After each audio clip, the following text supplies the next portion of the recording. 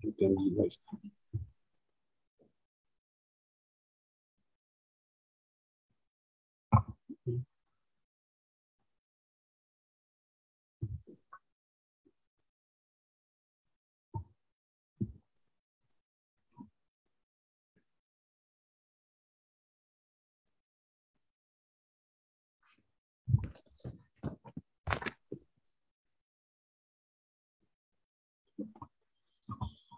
Buenas tardes a todos los asistentes a esta plática.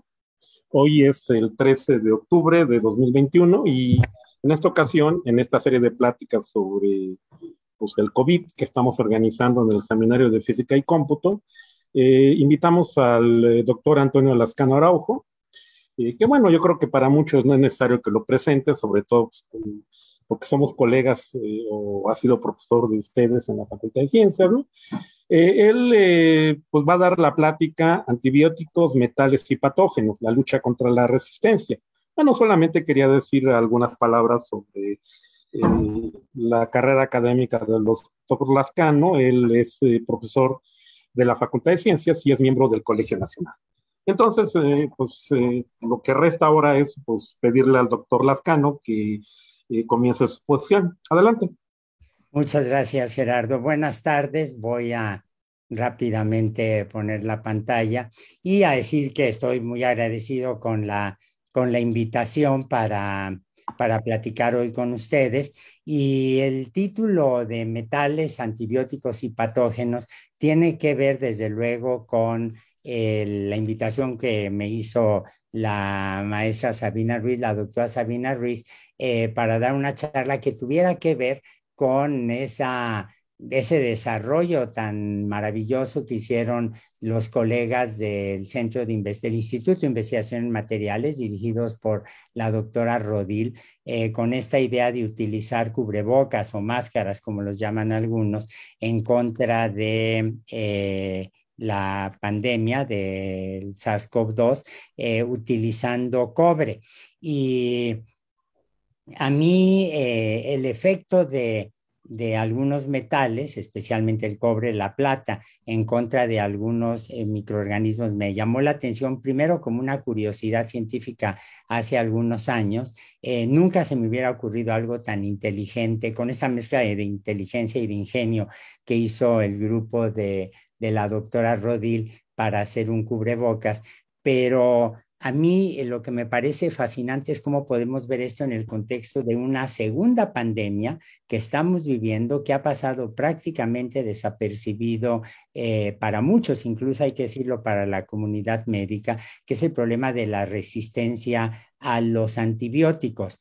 Ustedes saben que en México ahora no puede uno ir a comprar un antibiótico cualquiera en la farmacia sin receta médica, y esa es una medida muy importante para evitar el desarrollo de resistencia como parte del proceso de evolución de los microorganismos. Entonces, aunque la lucha contra la resistencia se oye así como no queda claro cuál resistencia es eso para los antibióticos, y implica una serie de fenómenos evolutivos que a los biólogos nos ha llamado mucho la atención realmente en los últimos años, como vamos a ver enseguida. Entonces, lo primero que hay que decir es que para hablar de la resistencia a antibióticos y el papel de antibióticos y patógenos, pues hay que hablar de la evolución. Ustedes saben que la teoría de la evolución es la teoría central de la biología, ni duda cabe de ello, y todos conocen que la historia de cómo Darwin en 1859 publica El origen de las especies. En ese libro, Darwin incluyó solamente un dibujo que no es el que están ustedes viendo aquí. Lo que están viendo es una página que tomé de la red, de la página de correspondencia de Darwin de la Universidad de Cambridge, pero es un dibujo que me gusta especialmente porque resume mucho lo que es las ideas de Darwin. Darwin decía que el objetivo fundamental de su libro era, uno, decir que la evolución existe, y dos, que todos los seres vivos se han separado de una población ancestral a través del mecanismo, sobre todo de la selección natural. No dijo solo de la selección natural, sino sobre todo de la selección natural. Y aquí ven ustedes representada esta idea, ¿no? Tres especies contemporáneas que aquí corresponden en este arbolito a líneas gruesas, líneas continuas, y la relación hipotética que puede existir entre estas dos especies que se separan de un ancestro que diverge del ancestro de esta otra especie en el pasado. Algo que siempre me gusta mucho insistir, sobre todo en las clases de biología, es que este arbolito tiene líneas punteadas, y ustedes saben que en la iconografía occidental las líneas punteadas sugieren una posibilidad más que una verdad absoluta. Y es que cuando estamos haciendo un árbol evolutivo, en realidad estamos planteando una hipótesis de relación. Ahora, cuando la gente, incluso en los biólogos mismos, hablamos de evolución, muchos piensan en plantas y animales, pero a partir de 1977, sobre todo, los microbios, llamados así en general, empezaron a cobrar cada vez más conciencia, más presencia, no más conciencia a ellos, más conciencia a nosotros de su existencia, y empezaron a cobrar mayor presencia eh, en la descripción del proceso evolutivo. Y hoy en día, por ejemplo, si usamos moléculas para hacer árboles evolutivos, en lugar de fijarnos en la anatomía, pues lo que reconocemos es gracias al trabajo pionero de Carl Woese y George Fox. Fox es muy amigo de nuestro laboratorio, un antiguo estudiante de doctorado está ahora haciendo allí su postdoc en la Universidad de Houston. Ellos lo que hicieron fue comparar secuencias del ribosoma, el organelo celular, la estructura celular que traduce la información evolutiva, perdón, genética, y se dieron cuenta que en lugar de dividir a los seres vivos en plantas y animales, o en los dos reinos, como tal, o en los llamados 5 reinos de protistas, monera, plantas, hongos y animales, a nivel molecular, usando moléculas como marcadores evolutivos, había 3 grandes dominios, que fue el nombre que le dieron. 2 de ellos, arqueas y bacterias, que en realidad son de organismos sin un núcleo, lo que llamamos en biología procarionte, y un tercer dominio también de origen monofiléticos, también con el mismo origen, que corresponde al núcleo citoplasma de los eucariontes, el núcleo citoplasma de amibas, de hongos, de plantas, de animales, etcétera. Este árbol en realidad es una representación muy esquemática de una diversidad microbiana enorme. Hace 5 años, pueden ver ustedes como al hacer metagenómica, es decir, tomar todo el RNA que existía en un ambiente natural y comparar la evolución, ven como que hay una enorme, enorme diversidad, donde eso estarían, este árbol corresponde a los eucariontes, este corresponde a las bacterias y este otro a las arqueas. De manera que ven ustedes la enorme, realmente la enorme diversidad microbiana. Ahora, aquí hay que decir que esos son desarrollos recientes, porque salvo pocas excepciones, no fue sino hasta mediados de los años 60 del siglo pasado cuando los estudiosos de la evolución comenzaron a prestar atención a las bacterias. Ello se debe, en primer lugar, a que las bacterias tienen pocas partes duras capaces de perdurar en el registro geológico. No tienen huesos, no tienen cuernos, no tienen dientes. Y en segundo lugar, poseen un registro fósil que es muy difícil de interpretar. Uno ve una estructurita que puede ser rica o no en compuestos orgánicos, y no sabe uno si es una bacteria del tracto digestivo como Escherichia coli, o una bacteria de vida libre como las que encontramos en el suelo o en el mar. Entonces, esto complicaba mucho las cosas, pero en los últimos 60 años la situación cambió, entre otras cosas,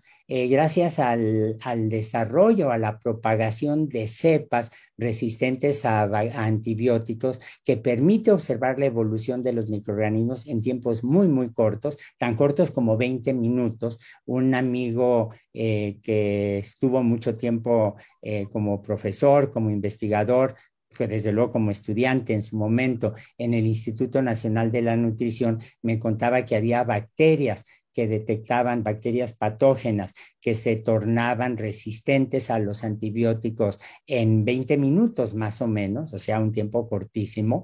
En segundo lugar, tenemos una enorme cantidad de secuencias de genes y ahora de genomas, porque las técnicas moleculares para tener estas secuencias se han incrementado muchísimo, se han facilitado. Es realmente ya trivial secuenciar un genoma, interpretarlo es un poquitín más difícil, y porque tenemos computadoras más eficientes, más pequeñas y de menor precio.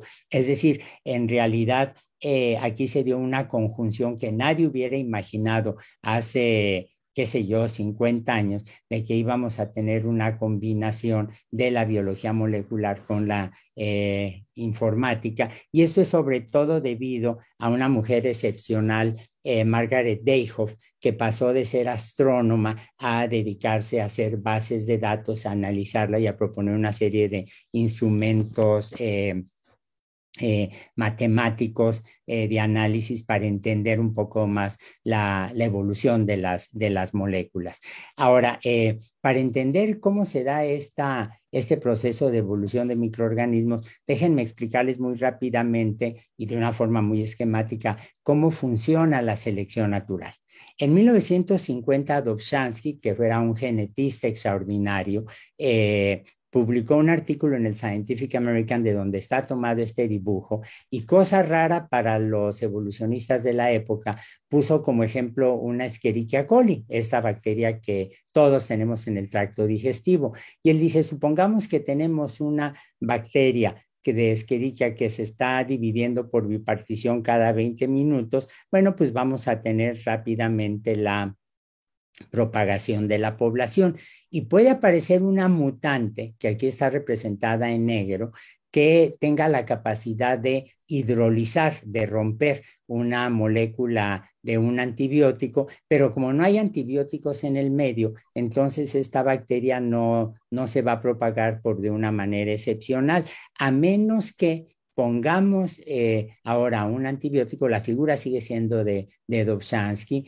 y lo que vamos a pasar ahora, lo que vamos a observar es que las bacterias resistentes a los antibióticos rápidamente son seleccionados. Pusimos una presión de selección y se dan cuenta que las bacterias que no son resistentes rápidamente van a morir. Esto que Dobzhansky está describiendo en términos evolutivos es lo que durante mucho tiempo nos sirve hasta la fecha para tratar de contender con enfermedades infecciosas. Ahora, la selección natural, hay que decirlo, no tiene metas, no tiene objetivos, simplemente se da. Es un proceso que se da, y en el momento en que yo coloqué aquí el antibiótico, bueno, esa presión de selección va a favorecer a estas bacterias. Y el proceso de selección natural en realidad es un proceso que es parte del lenguaje común y que a veces no nos damos cuenta. Por ejemplo, cuando alguien desafortunadamente padece un cáncer y de repente oímos que falló la quimioterapia, no es que haya fallado la quimioterapia, es que ganó la selección natural. El fracaso de las quimioterapias en el tratamiento de algunos tumores cancerosos, por ejemplo, la resistencia a citotoxinas, se da porque una población de células en un tumor, por ejemplo, o en un tejido líquido como la sangre, desarrolla resistencia a la quimioterapia y se empieza a propagar. El fracaso de una quimioterapia es simplemente la aparición de células resistentes mediante la selección natural. Y todos también hemos oído del problema de la resistencia a los antibióticos microbianos. Por ejemplo, Staphylococcus aureus, que es una bacteria tremendamente dañina, que se utilizaba para combatirla, la meticilina, un antibiótico que se podía comprar en las farmacias en un momento dado sin receta. Bueno, pues ahora han aparecido cepas resistentes. Este es un problema médico, este es un problema social, es un problema poblacional, pero también es un problema evolutivo. Ahora, en realidad, los primeros que señalaron el problema de la resistencia a antibióticos no fueron los biólogos, sino fueron los médicos. Ese es un artículo que se publicó. Yo le agregué la fecha aquí para que ustedes le tuvieran una idea. En 1946 ya aparecen reportes muy, muy claros de la resistencia a streptomicina. Es decir, llevamos más de 70 años ya contendiendo con la resistencia a antibióticos y esto es lo que los médicos ahora están llamando la pandemia oculta o la pandemia no visible. Vamos a ver la rapidez con la que esto se da. Miren, por ejemplo, aquí ven ustedes graficados en los tiempos el porcentaje de cepas resistentes de Staphylococcus aureus. Las cepas resistentes aparecen en un hospital, muy rápidamente se propagan en el hospital la resistencia y en la comunidad, es decir, los que estaban fuera del hospital, es un poco más lento el crecimiento, la aparición de la resistencia, pero se dan ustedes cuenta que terminan finalmente igualándose. Este es el problema real, muy real, de estar combatiendo, estar desarrollando antibióticos.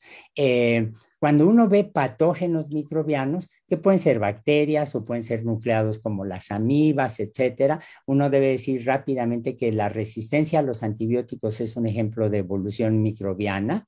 Cuando son bacterias, debido a que las poblaciones bacterianas poseen muchos individuos que se reproducen con enorme rapidez, su evolución es muy, muy rápida y la evolución puede ser global, por ejemplo, la malaria ha pasado desapercibido, ahora ahogado, sumergido en las noticias sobre el SARS-CoV-2, pero la verdad es que ya empieza a haber microorganismos resistentes a los antibióticos que se usan para la malaria, que es una tragedia enorme, o puede ser somática cuando se da en un solo paciente. Y esto es muy visible, por ejemplo, en el caso del SIDA y en algunas infecciones bacterianas como la tuberculosis.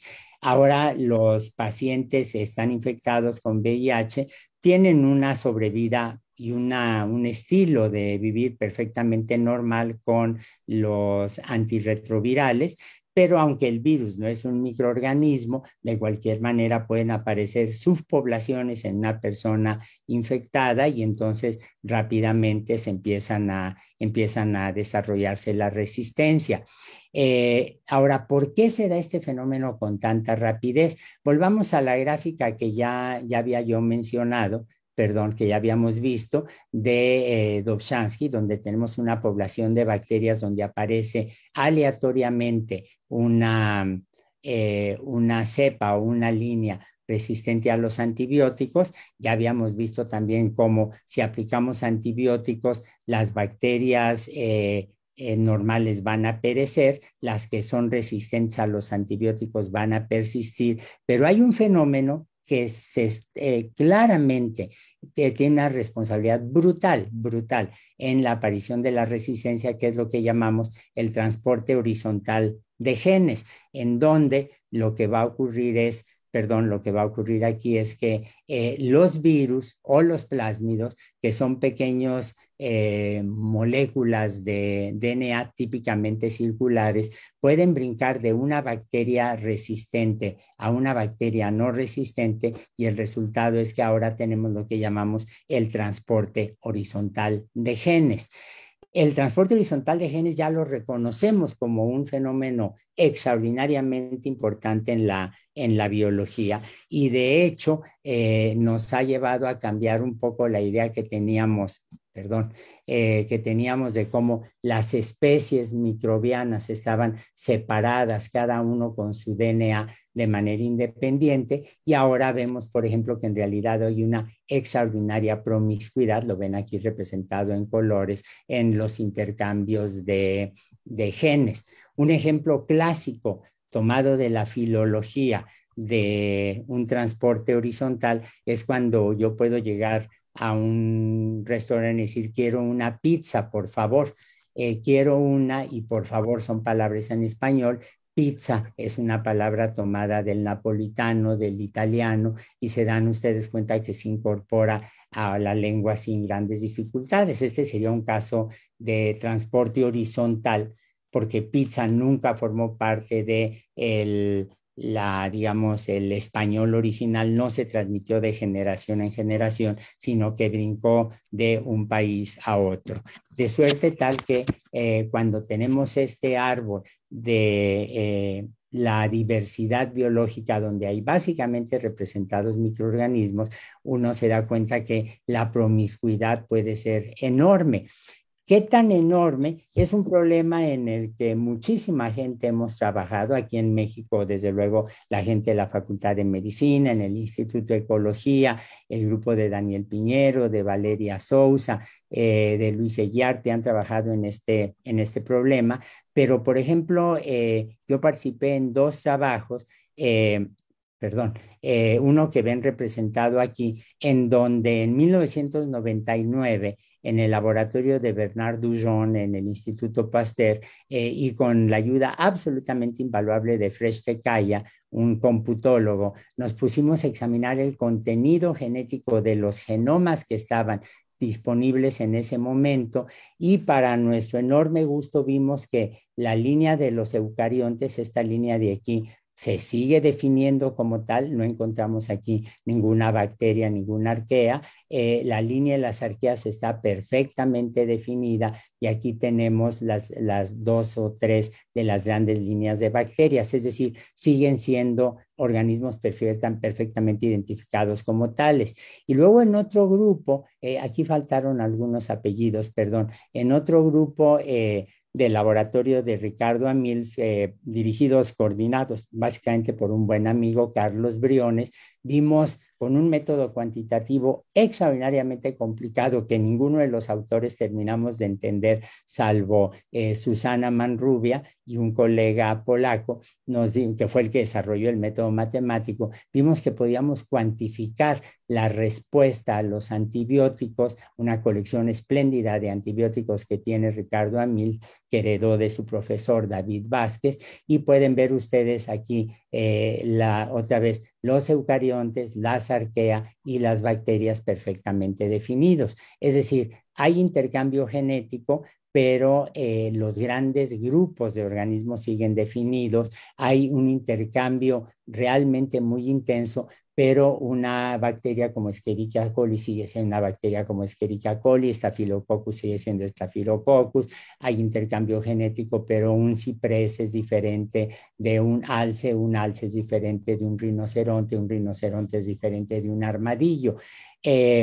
Empíricamente podemos decir que hay genes que tienden a transportarse más que otros. Esto es más intenso, desde luego, en el caso de las bacterias, pero esto no ha borrado del todo las fronteras de las especies biológicas. Uno podría resumir estos resultados, que no son triviales en modo alguno, diciendo que el transporte horizontal de genes y la evolución microbiana es que el transporte horizontal es un mecanismo adicional que genera variabilidad genética, que a pesar de la intensidad con la que ocurre el transporte horizontal de genes, es horizontal gene transfer en inglés, no se han borrado las fronteras que separan a las distintas bacterias microbianas, que la adquisición horizontal de genes y de genomas es un proceso aleatorio, es decir, cumple con condiciones del darwinismo, es independiente de las ventajas evolutivas que le puede conferir a los organismos en ambientes específicos. No es que una bacteria le diga a otra o necesite de transporte horizontal de genes y en ese momento esto ocurra. No, esto está ocurriendo todo el tiempo, pero de repente puede tener una ventaja adaptativa y persiste, y los rasgos biológicos adquiridos por el transporte horizontal tienen una historia previa definida por los filtros de la selección natural. Si volvemos al ejemplo de quiero una pizza, por favor, la palabra pizza tiene una historia que se remonta a varios miles de años atrás. Quiero una, son palabras que tienen una historia previa, pero se dan cuenta que a pesar del transporte, el italiano sigue siendo italiano y el español sigue siendo español. de manera que este es un problema que hay que tener presentes.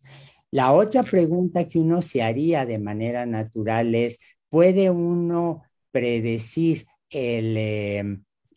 cómo se va a dar el transporte horizontal? Y para tratar de enfrentar eso, déjenme resumir algunas propiedades del transporte horizontal de genes. El transporte horizontal de genes les permite a las bacterias explotar nuevos nichos, que puede ser un humano, puede ser un órgano de un animal, gracias a la adquisición de rasgos biológicos, y este transporte puede incluir resistencia a antibióticos, se pueden hacer más virulentos o pueden adquirir rasgos metabólicos nuevos. El segundo punto importante es que hay antibióticos de origen natural. Los antibióticos en realidad ahora los sintetizamos, pero hay antibióticos que se han descubierto, la penicilina, son antibióticos naturales, y parece que su origen está en ser señales moleculares y mecanismos de regulación ecológica de las poblaciones microbianas, es decir, mantener un cierto equilibrio que resulta del intercambio bueno, la reacción antiantibióticos. Las moléculas de antibióticos son mucho más antiguas que las infecciones que los microorganismos provocan en plantas y animales. La intensidad del transporte horizontal de los genes que los codifican dificulta la reconstrucción de su pasado evolutivo. A veces podemos decir pizza de dónde viene, pero por ejemplo, piensen en inglés como ahora puede uno decir, he has a very macho attitude. Bueno, la palabra macho la usamos en español, pero la heredamos de dónde, del latín, o la heredamos del español de España. A veces nos cuesta mucho trabajo saber de dónde viene un término, nos cuesta mucho trabajo a veces saber de dónde vino un gen, pero es un problema que puede ser central. En eso se le puede ir la vida a muchos pacientes, y los antibióticos se pueden agrupar en unas pocas familias de moléculas con estructura y función parecida, lo que sugiere que su origen es relativamente raro. Es decir, no hay tantos antibióticos en la naturaleza que pueda uno ir y decir, bueno, ahora tomo este y lo uso contra esta bacteria, sino que en realidad son bastante raros. Podemos predecir la aparición de la resistencia a un antibiótico dado, y la respuesta es un no tajante. No lo podemos hacer, definitivamente no lo podemos hacer. Sabemos que los fenotipos resistentes, las formas resistentes de patógenos aparecen o por la adquisición de algunos genes o por mutaciones o porque se activan secuencias preexistentes. No podemos predecir las mutaciones, pero hay restricciones que limitan el rango de libertad. Es decir, a veces la gente cree que un organismo mutante va a tener la forma que quiera. Un rinoceronte mutante nunca se va a convertir en una zanahoria. Hay restricciones perfectamente claras, biológicas, funcionales, evolutivas, etcétera.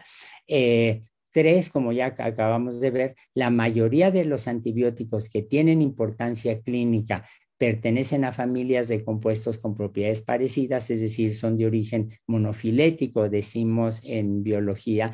Y cuatro, la especificidad de las enzimas que degradan antibióticos, que los mecanismos moleculares de las bacterias para degradar antibióticos no es necesariamente absoluta, y podemos conocer sus mecanismos de acción sobre el substrato o substratos parecidos. Podemos investigar, en pocas palabras, en el laboratorio cómo mejorar algunos de estos antibióticos. Y vamos a ver un ejemplo muy concreto en la siguiente imagen. Que es el caso de la penicilina. La penicilina es una molécula de estructura relativamente compleja. Tiene un grupo carboxilo, tiene un grupo ácido, tiene aquí un compuesto cíclico de carbono, pero tiene una estructura muy característica, un poco forzada, esto hay que decirlo, que es lo que conocemos como un anillo beta-lactámico. Pero este anillo beta-lactámico puede ser fácilmente destruido por una enzima bacteriana que se llama la beta-lactamasa. Es una enzima cuya estructura también conocemos muy bien, tiene estas hélices alfa, estas hojas beta, y pues resulta que la beta-lactamasa que producen las bacterias puede afectar la penicilina, la cefotaxima, la septacidima y la septatrioxona. ¿Por qué? Porque si se fijan, las cuatro moléculas tienen el anillo beta-lactámico. Por lo tanto, yo puedo tener la penicilina, desarrollar estos antibióticos adicionales, pero es un substrato químico ideal para la beta-lactamasa. Y entonces esto significa que ya eliminé aquí automáticamente tres antibióticos adicionales que me podrían servir para tratar una enfermedad infecciosa. Y el problema es que la beta-lactamasa puede estar codificada en un plásmido y entonces brincar de una cepa bacteriana a otra sin mayor problema. Conocemos muy bien los mecanismos de resistencia a los antibióticos. Pues, por ejemplo, los microorganismos pueden tener bombas para expulsar distintos tipos de antibióticos, pueden proteger el blanco molecular contra el cual va dirigido el antibiótico, por ejemplo, contra el ribosoma que sintetiza proteínas, y puede haber moléculas pegadas que lo protejan, pueden haber biocapas o biofilms, como los conocemos, o bien productos de azúcares que encontramos en la parte externa de las bacterias, y estas capitas, por ejemplo, hacen que las bacterias de la parte de arriba se mueran, pero las de abajo no. Puede haber la modificación, perdón, aquí quedó en inglés, modificación o degradación enzimática del antibiótico, es decir, como acabamos de ver con la beta-lactamasa, el antibiótico se puede secuestrar. Cuando entra el antibiótico a un microorganismo, una bacteria, puede reaccionar inmediatamente con otras moléculas y ya no afectar directamente al blanco.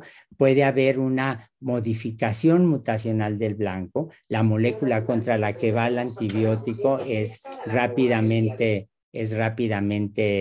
afectada. Se puede proteger el blanco, que no es exactamente que la prevención de acceso al blanco, o bien se pueden hacer muchos blancos y entonces el antibiótico no alcanza a superarlos. Uno le gustaría decir que puede uno predecir cómo van a aparecer nuevos patógenos, pero en realidad no, eso es algo que se escapa a la biología.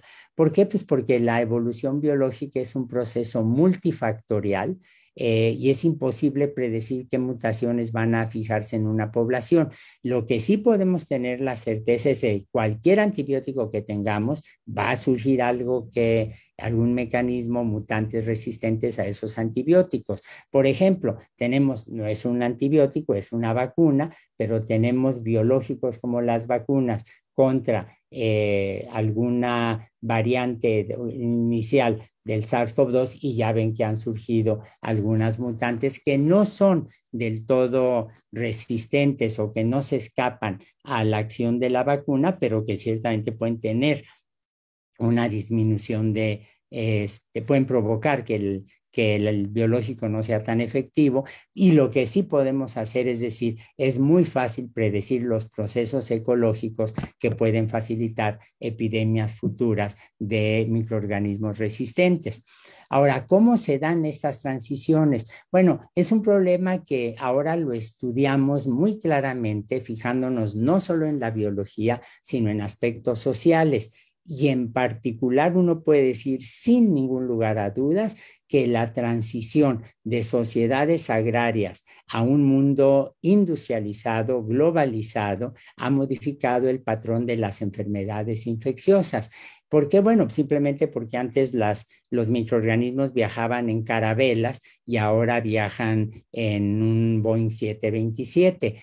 Hace unas semanas, el presidente de la República decía, cometiendo una serie de errores científicos brutales, debería tener mejores asesores, pero en fin, diciendo que los españoles, así entre comillas, nos habían traído la viruela. Bueno, una enfermedad provocada por un microorganismo que llegó de América a Europa fue la sífilis.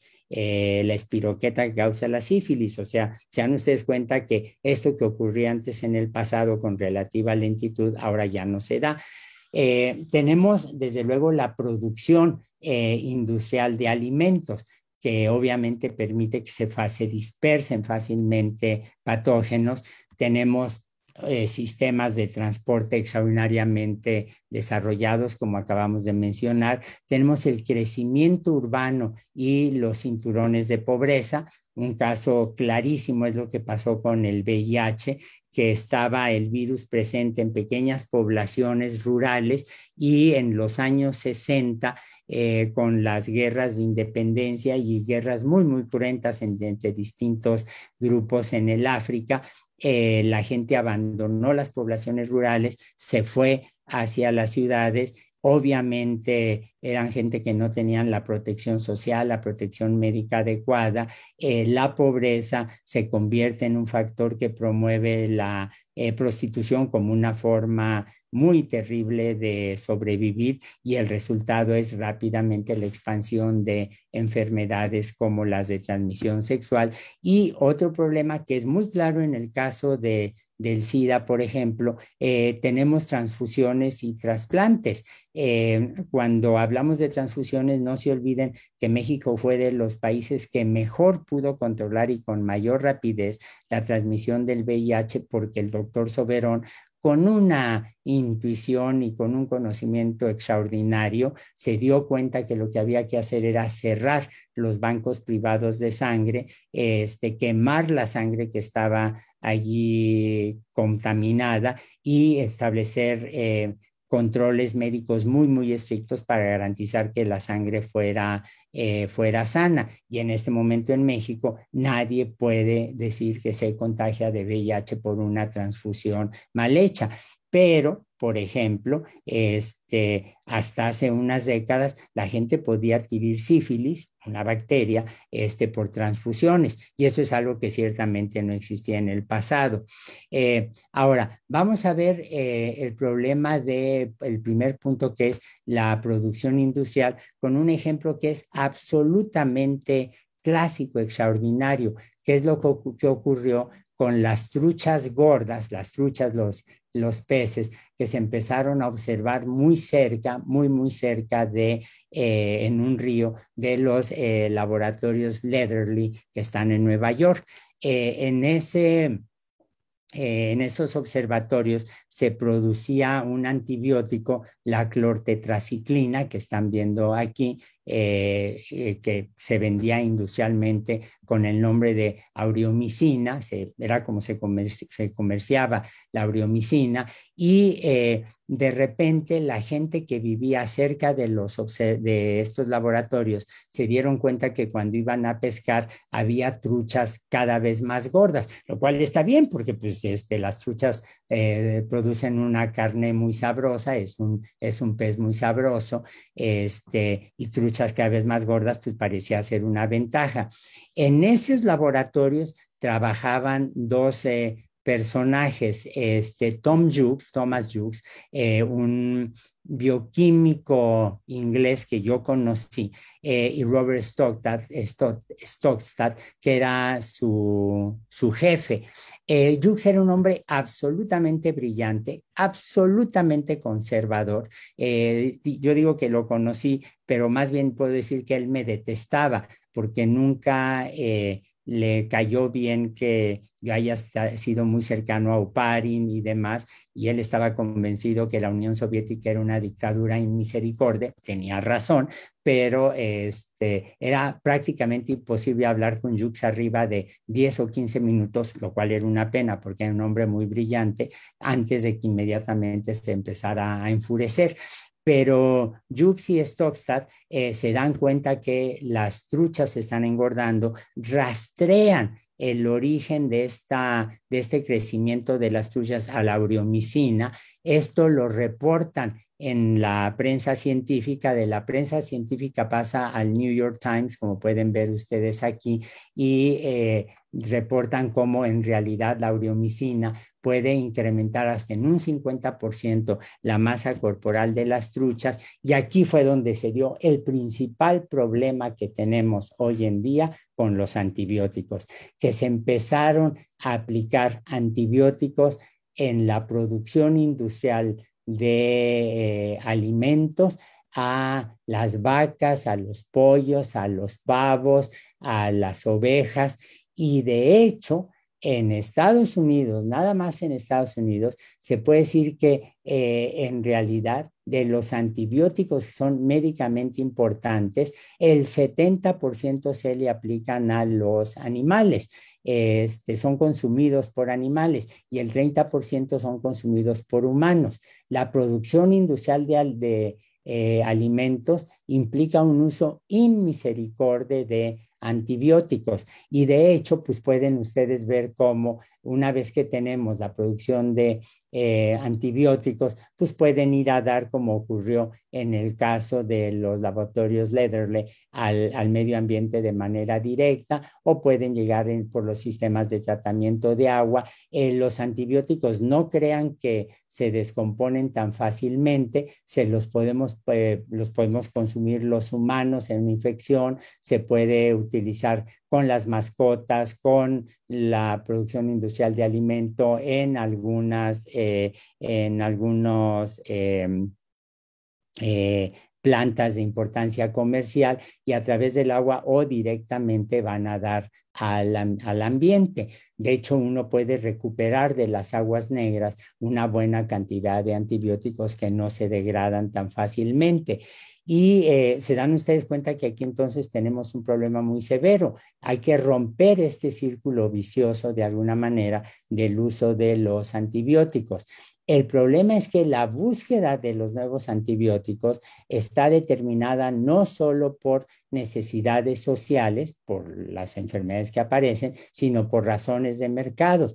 Y en realidad hay una idea cada vez más fuerte de muchos ecólogos, de muchos médicos, de decir, oigan, están apareciendo organismos resistentes a los antibióticos, y hay que considerar a los antibióticos como recursos naturales no renovables, porque representan un problema real. Y este Review on Antimicrobial Resistance que están ustedes viendo aquí citados es el resultado de un grupo espléndido de trabajo inglés que se preocuparon muchísimo por el problema de la resistencia a antibióticos, llevaron el asunto no solo a la Organización Mundial de la Salud, sino a las Naciones Unidas, y las Naciones Unidas hace varios años declararon que era un problema central en el que había que prestar atención.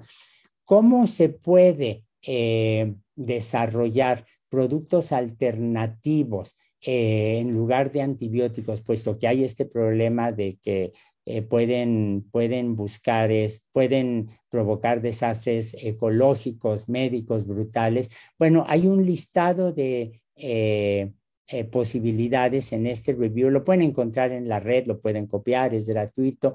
Por ejemplo, la fagoterapia, que la desarrolló, se le ocurrió por primera vez a Félix Derel, un microbiólogo canadiense de origen francés que trabajó en México, trabajó en las haciendas de Don Olegario Molina antes de la Revolución, y él vio como una plaga de langostas de los animales estaban infectadas por bacterias como Escherichia coli, algunas morían. Cuando esto lo tuvo presente, y cuando dejó México y terminó en París en la Primera Guerra Mundial, se acordó de este fenómeno, y entonces les daban a los soldados enfermos de difteria soluciones de bacteriófagos, de virus que atacan a las bacterias, y de esta manera podían salvarlos de la difteria. Otra posibilidad es tomar lisinas. Esto es un método eficaz pero muy caro, y es, en lugar de usar antibióticos, usar enzimas que actúan rápidamente sobre las bacterias infecciosas, usar anticuerpos, que es un método también caro, que se pegan a algunas bacterias en particular o a sus productos y por lo tanto inhiben el desarrollo de la enfermedad.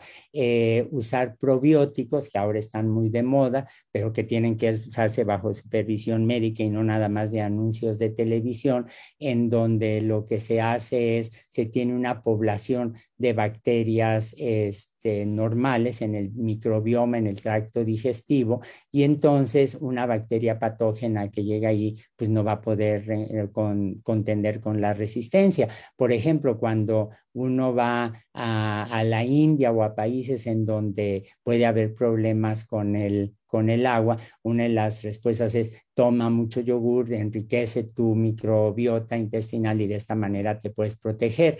Se pueden buscar mecanismos moleculares todavía en desarrollo experimental para incrementar las defensas naturales. No le hagan caso a los comerciales que aparecen de repente del hongo michoacano o cosas así, pero ciertamente esa es una línea de investigación. O se pueden buscar péptidos, que son pequeñas moléculas, cadenitas de aminoácidos que sabemos que son defensas naturales contra la infección. Por ejemplo, muchos batracios, muchos sapos las producen, Limulus, la cazuelita de mar, la produce y esto les permite protegerse contra las bacterias que pueden desarrollar infecciones. Todo esto son mecanismos que permiten confrontar las infecciones. Pero a mí, y aquí es donde entra el cobre, en este contexto que he resumido brevemente, es donde me llama tanto la atención por un fenómeno que en realidad es bastante conocido. Mire, en 1832 hubo una epidemia de cólera que aparentemente llegó de la India a Inglaterra. De Inglaterra brincó el Canal de la Mancha, pasó a Europa, a la Europa continental, y en especial en París hay un reporte magnífico, magnífico que pueden encontrar en la Femme Quaterly, que está en la red, que escribió Heinrich Heine, el poeta alemán, que estaba allí cuando se dio la epidemia. La mortandad fue brutal, verdaderamente brutal. Pero los médicos de la época empezaron a hacer en mapas como el que están ustedes viendo aquí del lado derecho, viene de la Femme Quaterly, de esa revista, y se fijaron en los distintos barrios, los arrondissements de París, y se dieron cuenta dónde había más muertos, donde había más enfermos, donde había muertos, donde las infecciones eran más intensas, y a partir de aquí realmente cambia el urbanismo francés. Se dan cuenta que tienen que tener calles más anchas, tienen que tener sistemas de drenaje más eficientes, el drenaje ya no es abierto, sino que tiene que ir entubado, etcétera. Pero también se fijaron que había un fenómeno interesantísimo y era que en la zona de París, donde estaban los artesanos del cobre, la gente, había menos enfermos.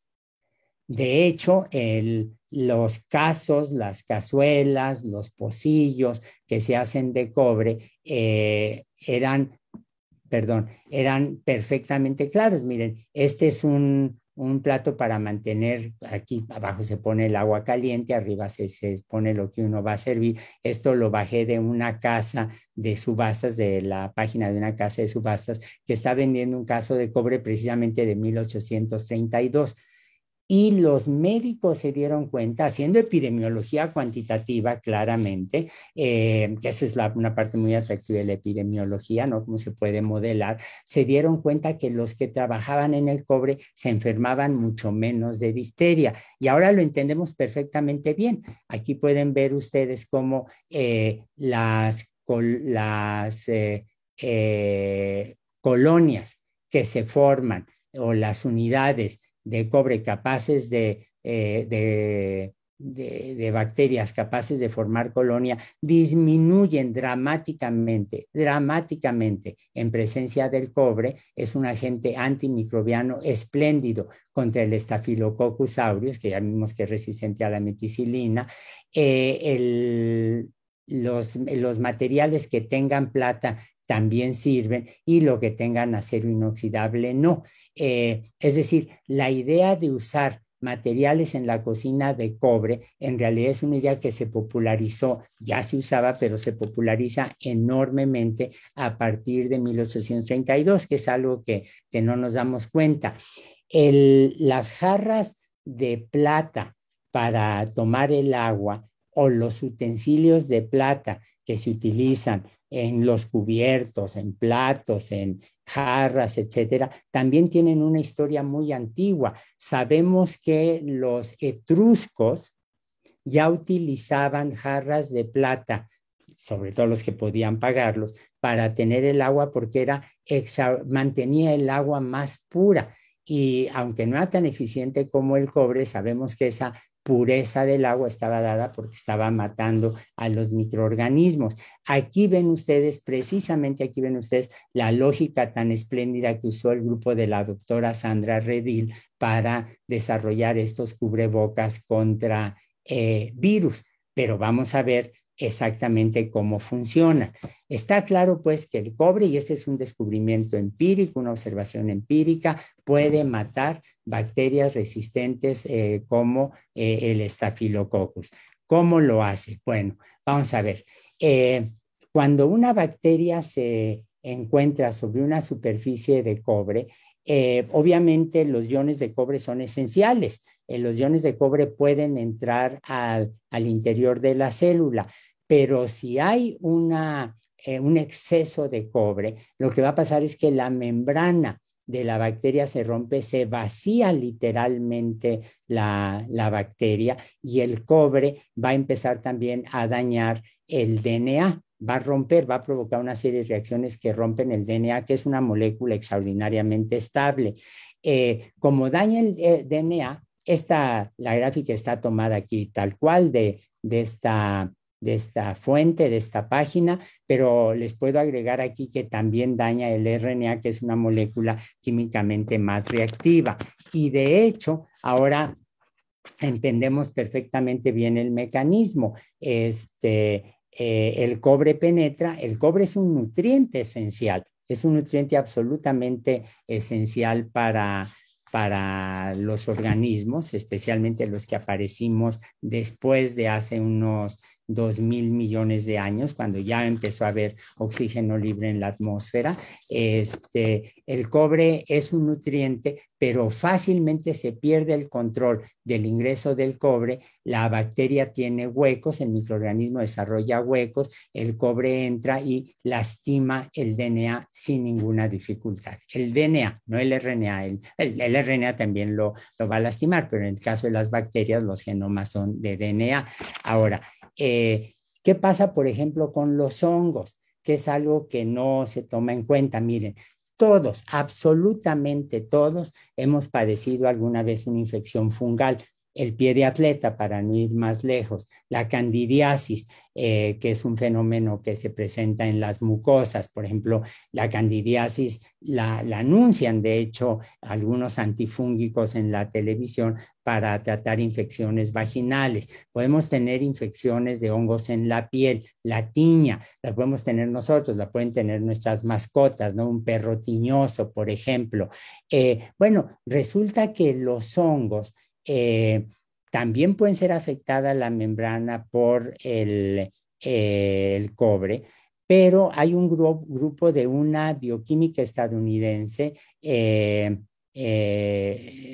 Culota es el apellido, con doble T, que se dio cuenta que, perdón, a ver si, sí, aquí se ve, se dio cuenta que hay una enzima que tenemos los hongos, los animales, las plantas, muchos protistas, amibas, paramecia, diatomeas, etcétera, que nos permite protegernos contra la oxidación. El oxígeno es un elemento extraordinariamente reactivo que nos daña mucho y los organismos, los animales, por ejemplo, las plantas y muchos protistas, no sabemos bien a bien cuáles porque no se han estudiado, tenemos una enzima que poseen cobre y zinc, ambos elementos. en el sitio activo.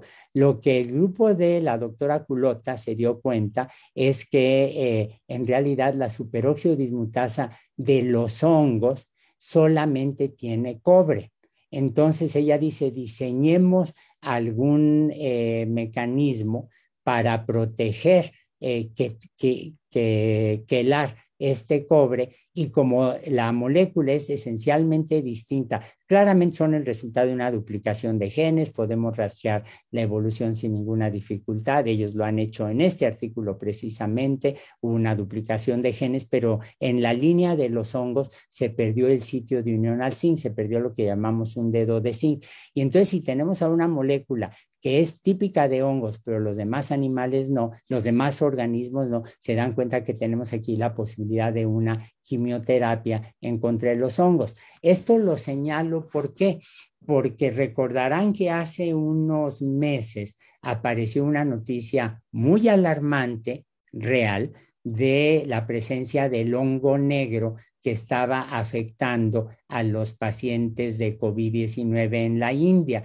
Y hubo reportes de cuando menos un par de casos aquí en México de hongo negro. Bueno, el hongo negro en realidad pues es una infección causada por un microorganismo, por un hongo microscópico, que todos lo tenemos, pero una persona inmunodeprimida como un paciente en terapia intensiva va a ser afectado de manera especialmente severa y pues están con el sistema inmune deprimido, y el riesgo de que brincara este hongo de un paciente a otro en terapia intensiva era de pavor. Aquí hay que decir algo que a menudo se nos olvida, no tenemos vacunas contra los hongos. No hay vacunas contra los hongos. Nos podemos vacunar contra algunas enfermedades bacterianas, nos vacunamos contra enfermedades virales, pero no tenemos vacunas contra los hongos.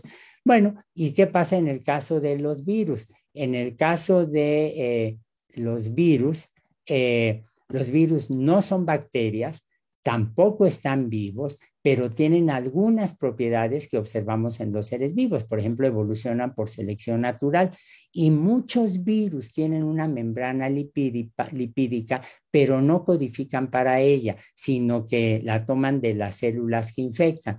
Por ejemplo, aquí ustedes ven una variedad de virus de RNA. El SARS-CoV-2 es un virus de RNA, el virus de la influenza es un virus de RNA, el de las paperas, el del sarampión, el del SIDA, el Zika, el dengue son virus de RNA, y todos ellos tienen membranas. Aquí lo ven muy claro en el de la influenza, en el del sarampión, las paperas y el SARS-CoV-2, que se han robado de las células que infectan. ¿Cómo se lo roban? Conocemos perfectamente bien el mecanismo. Aquí ven, por ejemplo, para el caso del VIH, ven en el inciso A un virus que está empezando a gemar, se ensambla el virus, se roba parte de la membrana, como ven aquí, de la célula, y se va. Pero, por ejemplo, en los murciélagos se ha observado que hay un mecanismo que controla la liberación de retrovirus, porque hay unas moléculas que se llaman teterinas o terinas, los dos nombres se usan en las dos versiones en español, y anclan a la membrana del virus con la membrana de la célula y le impiden que se vaya. La célula ve algo que tiene su mismo tipo de membrana, rápidamente lo retoma y lo degrada y se va. Entonces, las teterinas o terinas son un mecanismo de defensa que se ha encontrado, por ejemplo, también en murciélagos para protegerse contra el SARS-CoV-2, y es un mecanismo natural que depende de las membranas.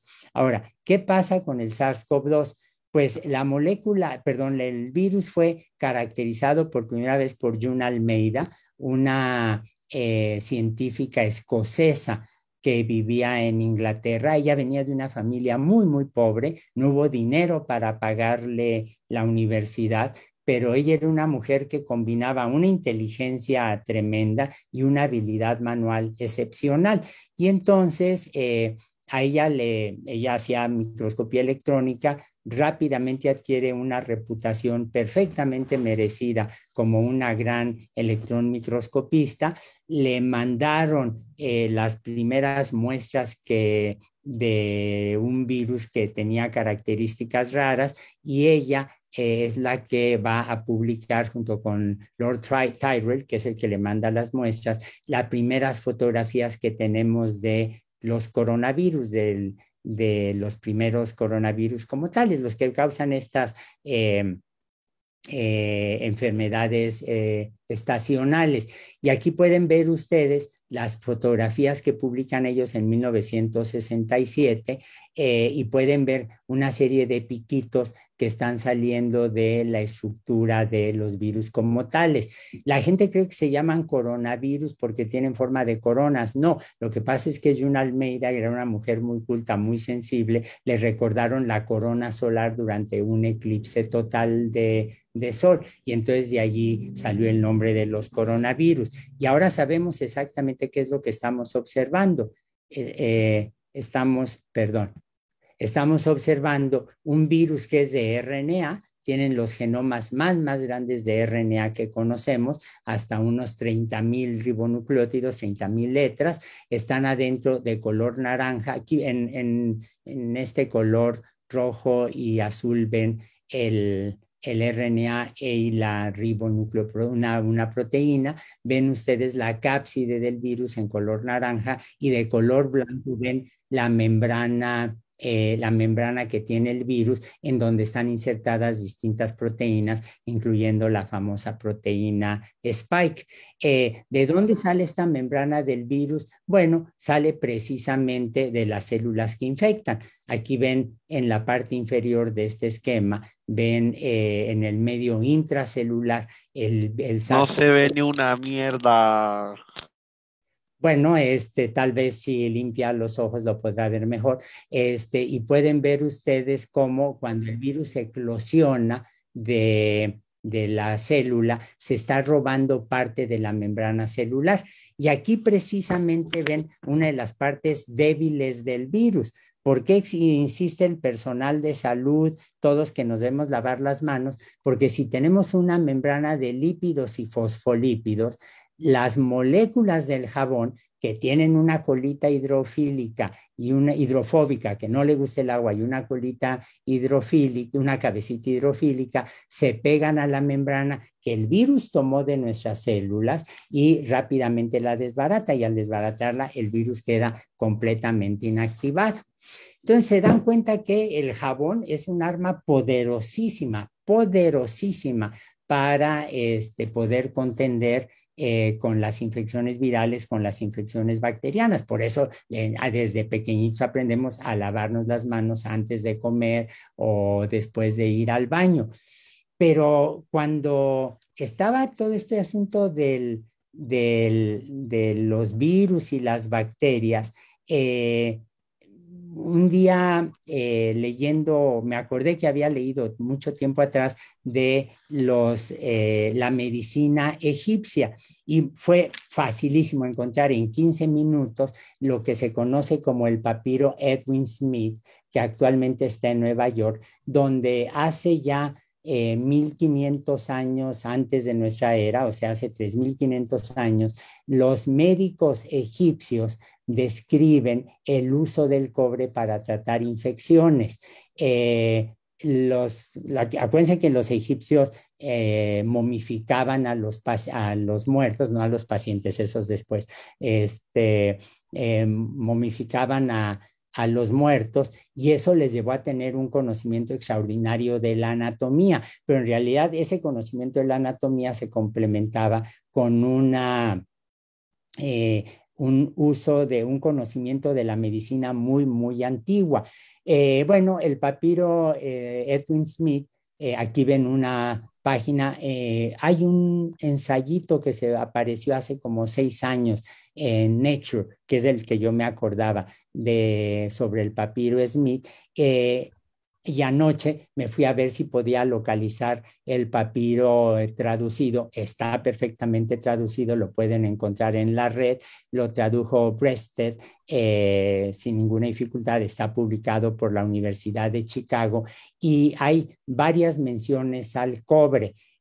Por ejemplo, en el caso 41 de una herida infectada en el pecho, Dice, aplicación de enfriamiento. Claro, porque cuando uno tiene una infección, la infección se siente caliente, ¿no? Y el tratamiento es la decocción, aplicar una decocción que contiene hojas de sauce, una aplicación astringente, una solución que contiene sales de cobre y de sodio y unas cataplasmas de hierbas no identificadas, parte de la farmacopea egipcia. Estamos hablando de hace 3.500 años, pero obviamente tiene que ser mucho más antiguo. Y para un absceso prominente en la mama, está hablando aquí del caso de pacientes femeninas, aunque también los hombres tenemos mamas, pero claramente una referencia a las mujeres. Dice, 2 aplicaciones de enfriamiento que pueden haber sido fomentos de agua fresca. La segunda contiene mezcla de albañil. ¿Qué quiere decir la mezcla de albañil? Bueno, la traducción del inglés es mortero, pero no se olviden que este puede ser una figura retórica, como el jabón del perro agradecido o la pomada de la campana. Pues no es una pomada de campanas molidas, sino que tiene que haber sido el nombre que le daban. Probablemente tenía zinc, la famosa mezcla de albañil, la decocción de calmante de la inflamación que tiene hojas de sicomoro, hojas de acacia y estiércol de buey, que otra vez no debe haber sido estiércol de un bovino, sino es el nombre que seguramente en la farmacia egipcia le daban a estas combinaciones. Y aplicaciones astringentes, otra vez, soluciones que contienen sales de cobre y sodio y cataplasmas de hierbas. Es decir, se dan ustedes cuenta que había realmente un uso empírico, que sabían que el cobre ayudaba a controlar las infecciones. Esto coincidió cuando yo me acordé de que había leído ese ensayito sobre el papiro Smith en Nature. Coincidió con que, bueno, esto fue de hecho después de un viaje que hice a Chile. Tuve que ir a dar unas conferencias y en Chile, cuando uno llega al control migratorio, están las oficinas, bueno, los estantes, bueno, no son los estantes, están los cubículos a donde uno entrega el pasaporte y la tablita donde uno pone sus documentos, donde uno pone sus cosas en lo que están examinando el pasaporte, está forrado de cobre. Y al lado hay un letrero que dice Chile es un país productor de cobre y utiliza el cobre como un elemento antimicrobiano. O sea, se usa mucho. Y entonces con esto en mente, pues si ustedes se van a la red, van a ver cómo, por ejemplo, hay gentes que están proponiendo que los aparatos médicos en los hospitales, el mobiliario de los hospitales, las mesitas que le ponen a uno en las camillas, en las camas, etcétera, se utilice también el cobre. Hasta ahora, todos los que hayan entrado a un hospital, los que hayan visto el instrumental médico, saben que lo que se utiliza es el acero inoxidable, pero vean ustedes cómo se abate la concentración de las bacterias. De 1 por 10 a la 10 bacterias, más o menos, se baja a 0 prácticamente en un par de horas en cobre y en el caso del acero inoxidable persiste. También hace 3 años, una cosa así, tuve que ir a Inglaterra y en el Museo de Historia Natural de Londres, allí me encontré con una exposición buenísima sobre la resistencia a los antibióticos y están recomendando también el uso del cobre. También tomada de la red, ven esta imagen de todo el mobiliario en los hospitales que se puede cambiar cubriendo de cobre en un esfuerzo para tratar de controlar las infecciones bacterianas, que ni remedio entre la ubicuidad de las bacterias, de los hongos, de los virus y la aparición de resistencia, pues tenemos que tomar una serie de medidas. Si nos vamos a ver las sugerencias que da este grupo espléndido que publicó el Review on Antimicrobial Resistance, ellos dicen, bueno, podemos luchar en varios frentes. Uno, la conciencia pública, por ejemplo, no abusando de los antibióticos, tener medidas de agua higiénica, procesos de salud públicas, controlar los antibióticos en la agricultura, desarrollar cada vez más vacunas, una vigilancia epidemiológica unida a un diagnóstico rápido que permita rápidamente detectar la dispersión, el crecimiento de formas resistentes de bacterias, el capital humano, es decir, tenemos que preparar a estudiantes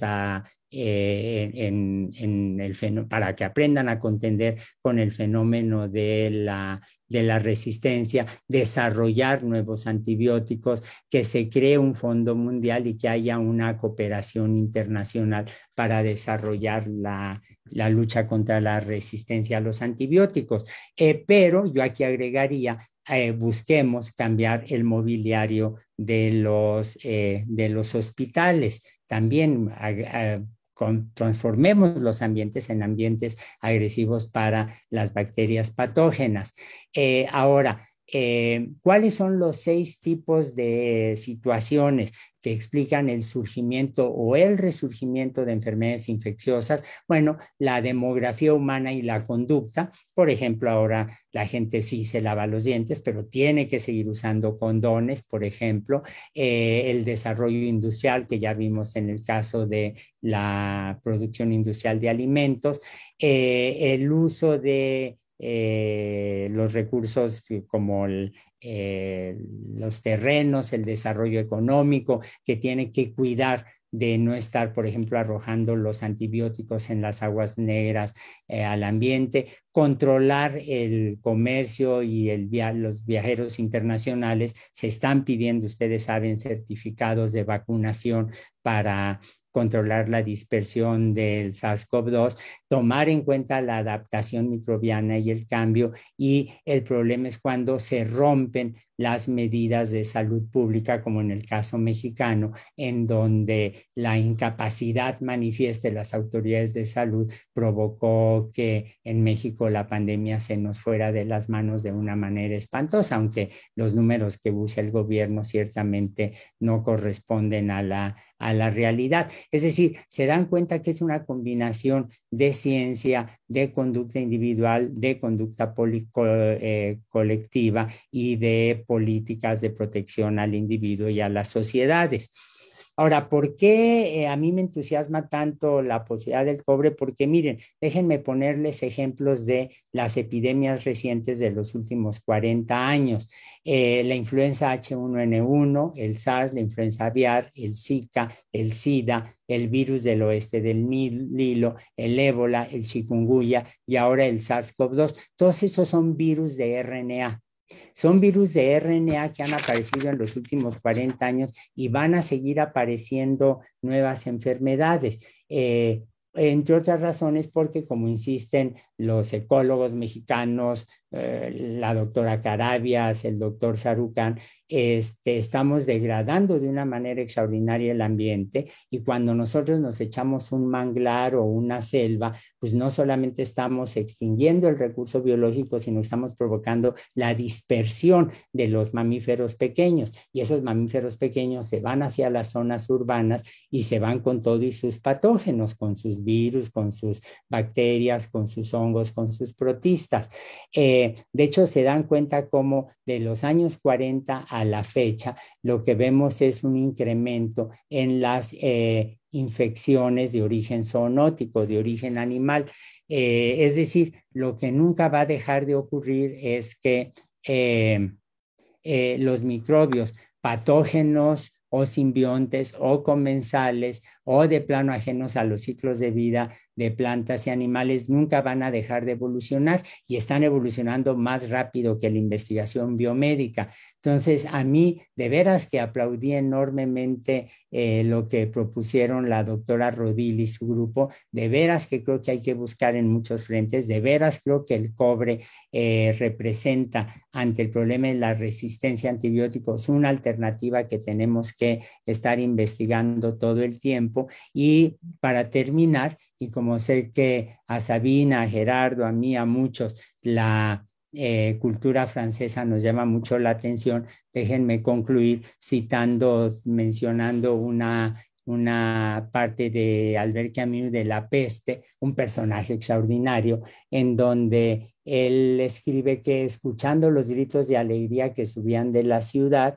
Rius recordaba que esta alegría estaba siempre amenazada, porque sabía lo que esta multitud alegre ignoraba, aunque puede leerse en los libros, que el bacilo de la peste no muere ni desaparece jamás, que puede permanecer durante décadas, decenas de años, dormido en los muebles y en la ropa, que espera pacientemente en las habitaciones, en los sótanos, en los baúles, en los pañuelos y en los papeles, y que quizás llegaría un día en que, para desgracia y enseñanza de los hombres, la peste despertaría otra vez a sus ratas y las enviaría a morir a una ciudad dichosa. Ni remedio, estamos condenados a sufrir en el futuro nuevas epidemias, nuevas pandemias, y en lugar de verlo como un sentido trágico, pues utilicemos los recursos de la ciencia para tratar de aminorar sus efectos. Y esto es básicamente lo que les quería decir, Gerardo. No sé si haya preguntas o comentarios o críticas. No tenía puesto el micrófono. Primero, muchas gracias por la conferencia, ¿no? Y aquí en el chat aparecen varias preguntas que voy a ir mencionando. Bueno, primero una de algo que seguramente dijiste en su momento, ¿no? Dice Oscar Lugo, ¿qué tipo de prebióticos son los más recomendados para su consumo? A ver, yo allí no me atrevo nunca a hacer ninguna sugerencia. Yo creo que eso se lo tienen que preguntar a su nutricionista. Yo soy de los doctores, sí, soy doctor, pero no sé operar, ni sacar una muela, ni poner una inyección. Jamás me van a oír recomendando un medicamento o un alimento, porque es una responsabilidad que no puedo asumir. Que si es una persona de la universidad, puede ir, ahora que ya van a reanudarse las actividades semipresenciales, puede ir al departamento de nutrición de la Facultad de Medicina, puede ir al centro de salud que está en Ciudad Universitaria o de su dependencia, y ahí le pueden dar recomendaciones muy buenas. Yo jamás voy a dar una recomendación de tipo médico, excepto que se laven las manos, que se vacunen, etcétera, ¿no? Bueno, la siguiente pregunta es de Rubén Ociel Varela Moreno. ¿Por qué no hay vacunas contra los hongos? ¿Cuál es el problema que se tiene con la vacuna? ¿La forma en que actúa una vacuna no sirve contra un hongo? En principio sí, si escogemos el blanco del hongo, pero qué bueno que hace esa pregunta, porque la gente en general no piensa en ello. No ha habido la investigación, ese es el problema básico. No ha habido la investigación para buscar vacunas contra hongos. Los casos son rarísimos, hay muy pocos casos que se haya buscado. Muy bien. Bueno, la tercera pregunta es de Óscar Eduardo Romero González. Dice, buenas tardes, muchas gracias por la conferencia, es un gusto escucharlo, doctor Lascano. Tengo una duda, ¿cómo afecta el uso de antibióticos al microbioma humano normal? ¿También hay una selección? Sí, esa es muy buena pregunta. Miren, todos nosotros, absolutamente todos, hemos padecido en algún momento una infección estomacal, y el personal de salud nos recomienda antibióticos.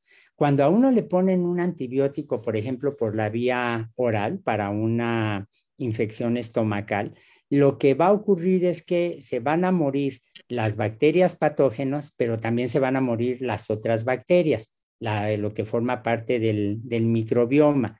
Y al desaparecer esas bacterias, una de las frases que oye uno mucho en México es, te ves muy débil, te ves muy blanco, te ves muy pálido, estoy tomando antibióticos. A ver, ¿qué es lo que pasa? Que el microbioma que tenemos en el tracto digestivo, entre otras cosas, produce vitamina B12. Y esa vitamina B12 es un cofactor para la producción de DNA.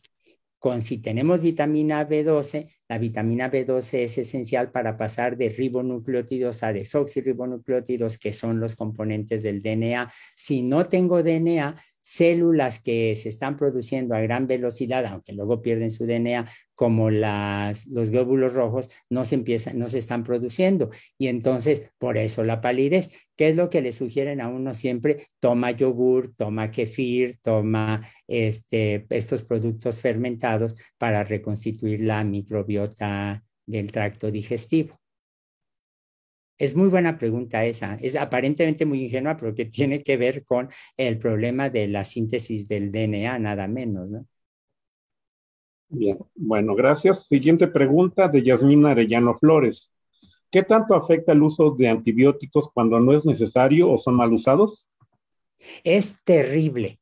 Por ejemplo, en México, si los antibióticos no se dan a precios razonables y la gente no completa el esquema de su uso, lo que va a ocurrir es que entonces con menos uso, no se acaba toda la población, aparece resistencia y entonces la siguiente vez en que se necesite un antibiótico ya vamos a estar infectados por microorganismos resistentes. Bien, bueno, gracias. Salma Verónica Murguía Fierro pregunta. Buenas tardes, menciona la proteína terina característica en los murciélagos. ¿El ser humano podría producir terina para utilizarla como defensa contra el virus? Sí, sí, me refería al caso de de los murciélagos porque hace más o menos un año se vio que los murciélagos que tienen coronavirus tienen hasta 6 tipos de terinas o terinas. Que yo sepa, en los humanos solo se ha caracterizado una, pero sí, efectivamente también la tenemos. Y una de las posibilidades que se discutía antes de la vacuna, seguramente se sigue investigando, a eso no le he seguido la pista, seguramente es ver mecanismos para incrementar su producción en Bien, más.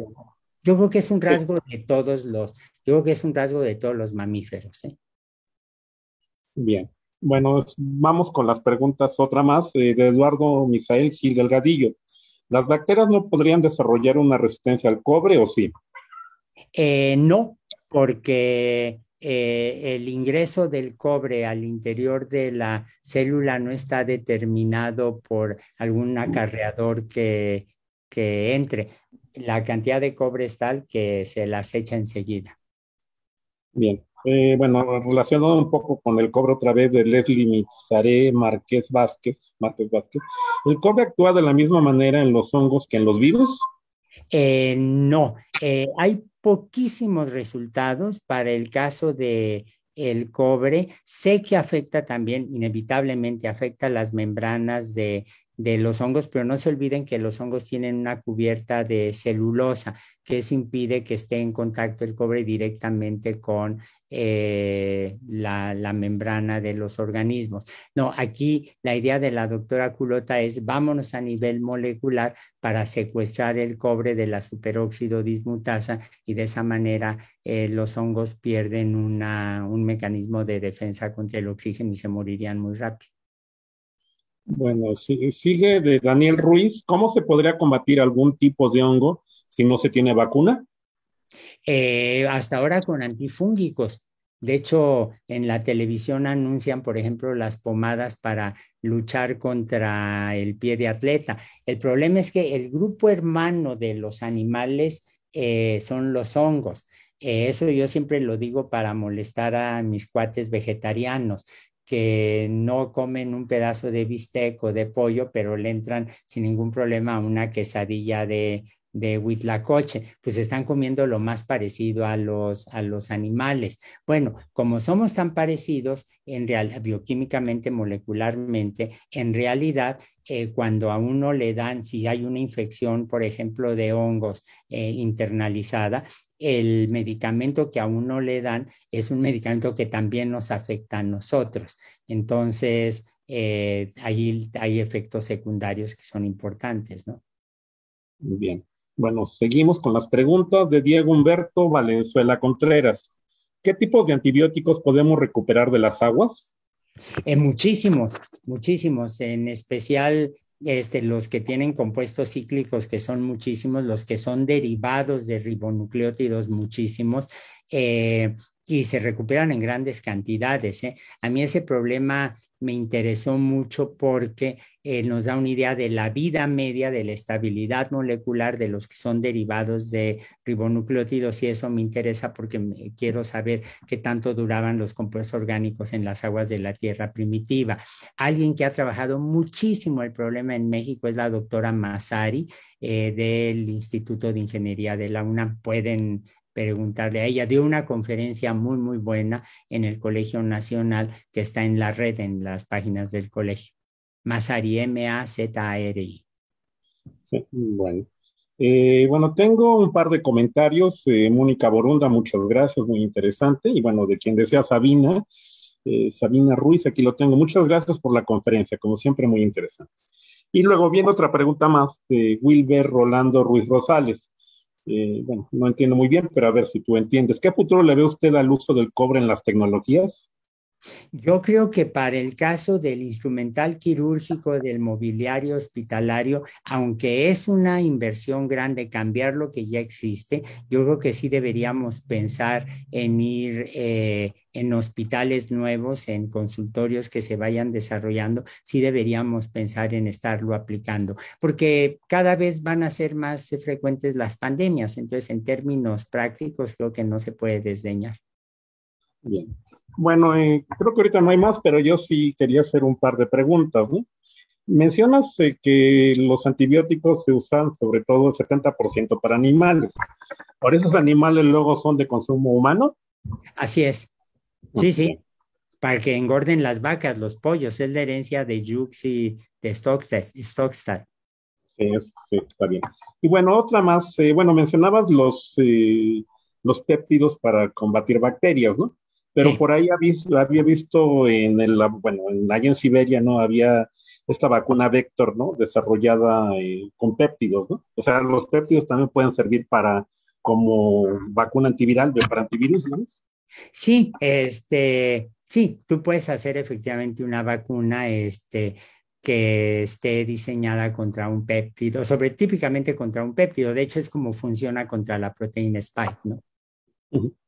Bien. Pero ahora la gran promesa son las vacunas de RNA mensajero, ¿no? De hecho, también pasó desapercibido en medio de la pandemia el fracaso hace como 2 meses que ya se reportó de una vacuna que se estaba ensayando contra el VIH en el África subsahariana y fracasó, tuvieron que suspender las pruebas y estaban diciendo, bueno, pues a lo mejor habrá que irnos sobre vacunas de RNA mensajero para el caso del SIDA.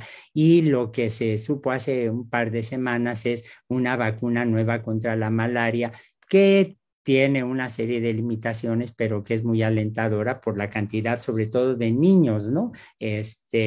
En los países menos desarrollados que fallecen víctimas de la malaria. Bien. Bueno, creo que ya no hay más preguntas, pues entonces nos resta agradecerte, Antonio, y a todos los que nos oyeron, pues hay que recordarles que esta serie de pláticas, que son 3, continúan la próxima semana y el doctor Fernando Brambila, matemático de la Facultad de Ciencias, pues nos va a hablar de los proyectos que él tiene para detección de COVID. Antonio.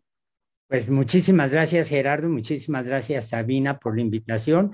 Yo creo que todos tenemos que unir los esfuerzos para tratar de controlar la pandemia que está lejos de haberse acabado, y mientras más comprendamos los mecanismos globales o particulares, tanto mejor. Yo creo que ahí hay un área donde en términos de divulgación, de docencia y de investigación, la gente de ciencias tenemos labores que hacer. Así que muchísimas gracias por la invitación. Pues gracias a ti.